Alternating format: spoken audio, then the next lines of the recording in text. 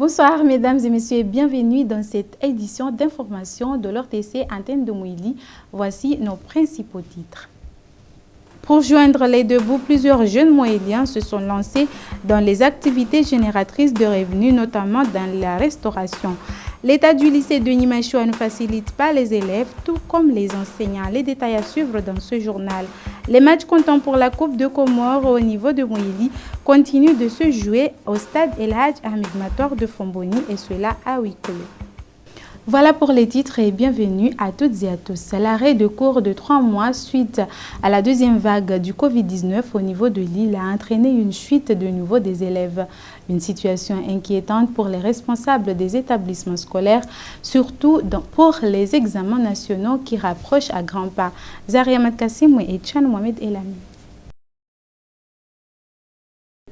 4 semaines se sont déjà écoulées depuis la réouverture des établissements scolaires ici à Mouili et depuis les enseignants s'activent pour faire quelques révisions des leçons avant d'entamer autre chose. Une manière d'éveiller les esprits des élèves qui étaient déjà habitués à la vie sociale. Ces derniers jours, les enseignants ont jugé nécessaire de commencer les devoirs dans le but d'évaluer le niveau des élèves. La remarque faite, tenant compte des devoirs imposés, leur niveau commence à s'améliorer peu à peu. Un phénomène plutôt encourageant pour les responsables qui craignent cependant des résultats catastrophiques, surtout pour les examens nationaux. Ces derniers interpellent donc aux élèves de redoubler d'efforts pour de meilleurs résultats. Il faut que les élèves soient conscientes de réviser, de lire ces leçons pour améliorer leur niveau et surtout, lorsqu'ils n'ont pas compris, oser poser les questions aux enseignants. Sinon, dans nos villages, dans nos quartiers, il y a tout un panoplie des enseignants qui peuvent nous aider à la réussite de notre vie. Certes, la pandémie du Covid-19 a eu un impact considérable sur l'enseignement. Toutefois, ces élèves comptent faire le nécessaire pour réussir. Je vois que nous devrons nous donner au maximum, faire nos exercices et essayer de chercher des profs voisins. Dans notre quartier, il y a beaucoup de profs. Il faut regarder. Lui, il a une capacité en physique, en chimie. Essayez d'aller les chercher pour essayer de nous expliquer une leçon ou un exercice mal compris. Rappelons que cette crise sanitaire liée au Covid-19 a bousculé le calendrier scolaire de cette année. Conséquence, les cours vont devoir se dérouler pendant une période de 5 mois à la place de 7 mois. Le lycée de Nimachoua, situé dans la région de Mledjele, qui est le deuxième lycée de Mouili, se trouve dans un mauvais état. Dépourvu d'électricité, d'eau et même d'une clôture, le lycée est loin de répondre aux normes requises d'un lycée digne de nom. Reportage de Mouni Bouamir. Depuis l'ouverture de ce lycée jusqu'alors, ce lycée rencontre plusieurs difficultés, notamment le manque de clôtures, manque d'eau dans les toilettes et autres. Ce bâtiment, composé de 8 salles en béton, 4 salles en tôle et la salle de la surveillance, plus celle du proviseur, est dépourvu d'électricité. Ce lycée accueille plus de 253 élèves répartis en 9 divisions, c'est-à-dire de la seconde à la terminale. Le constat fait, ces salles de classe sont loin d'être en bon état. En effet, ce manque surtout d'électricité ne facilite pas la tâche aux élèves et surtout le côté administratif. Le proviseur de ce lycée de Nimachoua appelle ainsi l'aide des autorités compétentes de leur venir en aide face à cette situation. Donc, sur ces questions-là, jusqu'à maintenant, nous pensons à ce que nous résolvons ce problème le plus vite possible. Car on a pensé qu'il y a des droits d'inscription ici. Donc, cette année, on souhaite qu'on prenne ce droit d'inscription. On va au moins mettre une petite clôture en face de l'école. À titre de rappel, le lycée de Nimachoua est inauguré en 2012, une initiative prise grâce à la mobilisation des habitants de Nimachoua et ceux des villages environnants. Mettre une clôture permettra de garantir la sécurité des élèves et celle des enseignants dans ce milieu scolaire très éloigné du village. La réhabilitation de ce deuxième lycée de Mouili est primordiale afin de répondre aux attentes des élèves, parmi lesquels une bonne réussite. Autre volet de cette édition, une journée propre est organisée ce dimanche dans le quartier de Komotel Fomboni. Une initiative prise pour redorer l'image de leur quartier, mais aussi lutter contre la pandémie du Covid-19.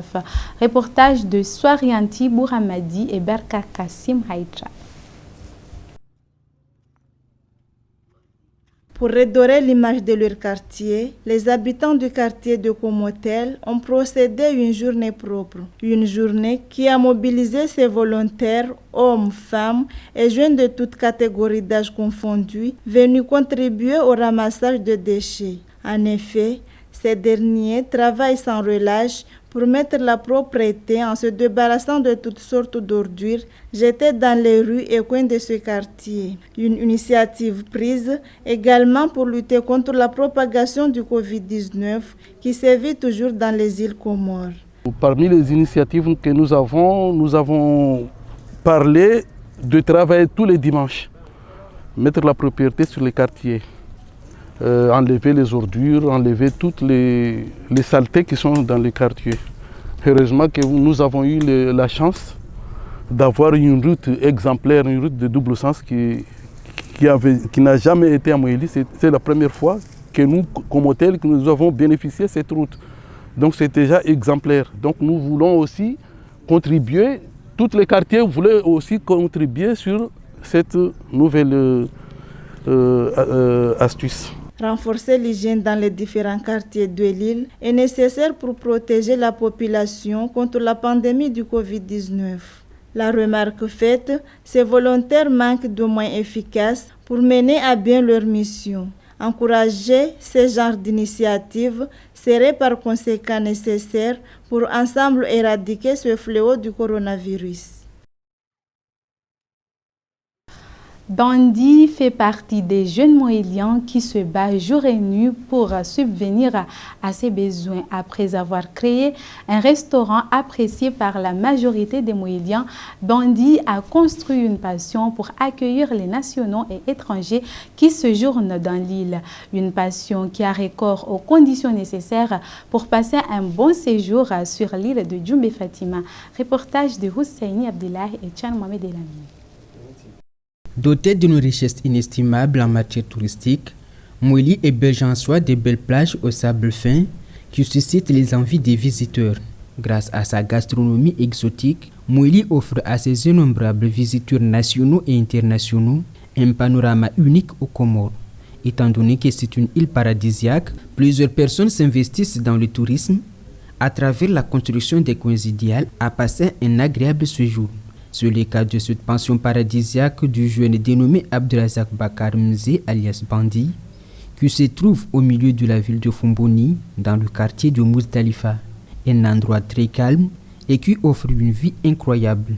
Une très belle maison avec du personnel accueillant et très chaleureux, avec des chambres très impeccables et climatisées. Cette pension paradisiaque vous offre un bon séjour à Moélie. Non seulement ça, la pension Bandi possède aussi des salles de bain parfaites, des terriers très confortables. Accès au Wi-Fi et Internet gratuit, la pension Bandi permet aux clients de rester en contact avec le reste du monde. Le divertissement est assuré également par des chaînes vis-à-vis de la télévision.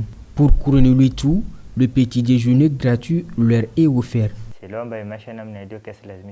La vie est dure, donc quand on gagne peu de sous, il faut économiser afin de pouvoir s'investir et créer des projets.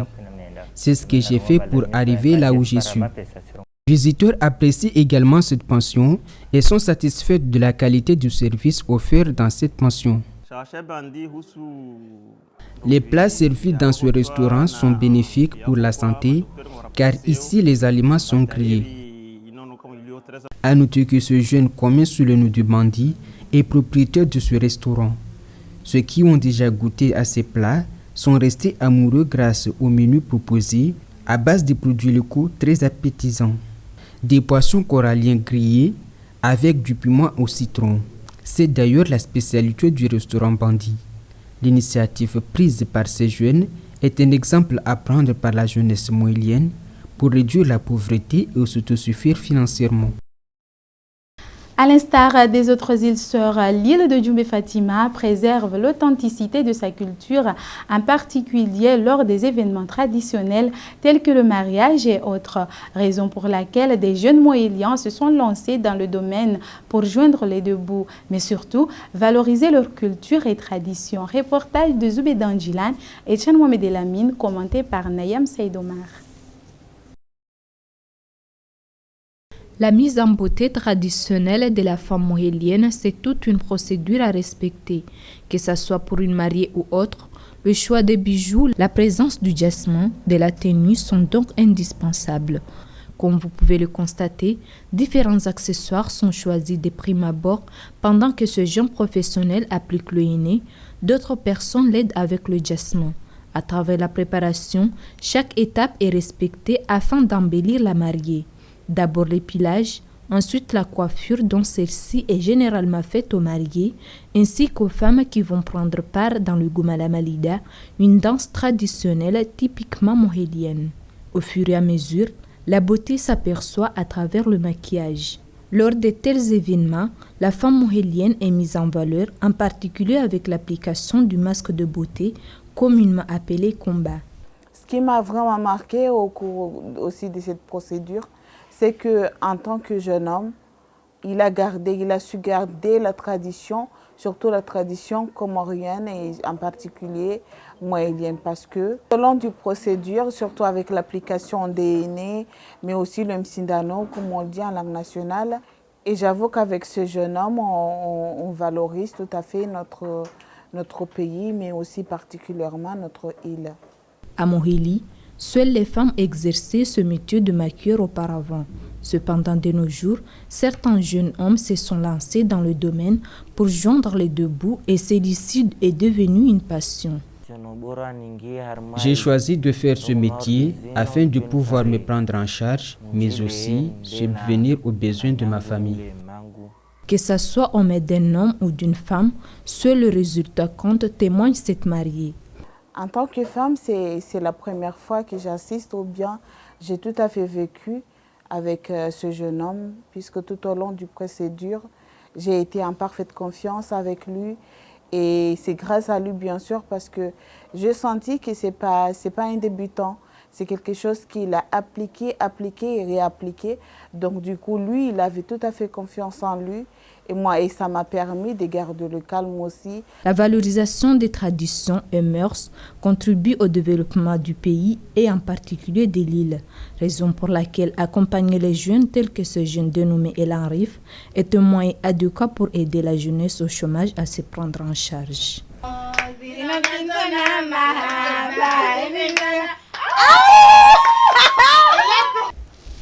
L'équipe de Fomboni Club de Fomboni a affronté l'équipe de Mbatsé en quart de finale ce lundi au stade El Hadj Mator de Fomboni. Après 90 minutes de jeu durant le temps réglementaire et une prolongation de 30 minutes, les deux formations se sont retrouvées en tir au but et c'est l'équipe de Fomboni qui a remporté le match sur un score de 3 buts à 1. Reportage de Rafida Bouana et Bakar Kassim Haïcha, commenté par Husseini Abdillahi.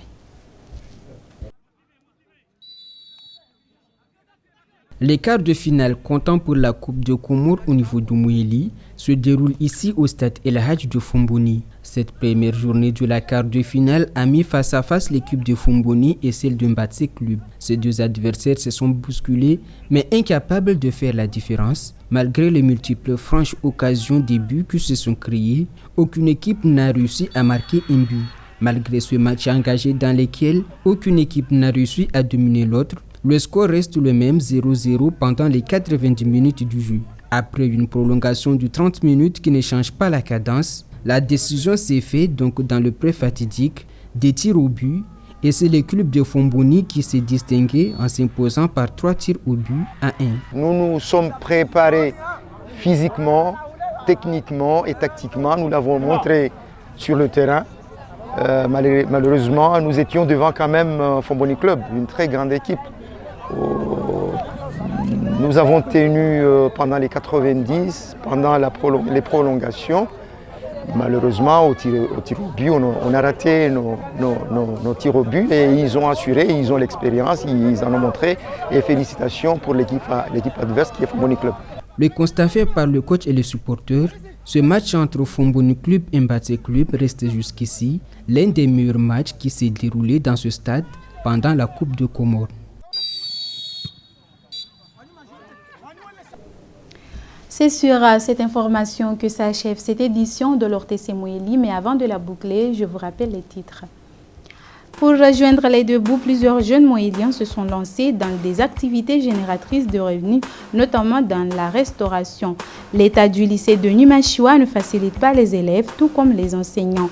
Les matchs comptant pour la Coupe des Comores au niveau de Moélie continuent de se jouer dans le stade El Hadj Ahmed Mator de Fomboni, et cela à huis clos. C'est ainsi que s'achève cette édition qui a été réalisée par l'ensemble de l'équipe de l'ORTC Antenne de Moélie. Merci à vous, mesdames et messieurs, de nous avoir suivis. Excellente suite de programme sur votre chaîne nationale. À très bientôt.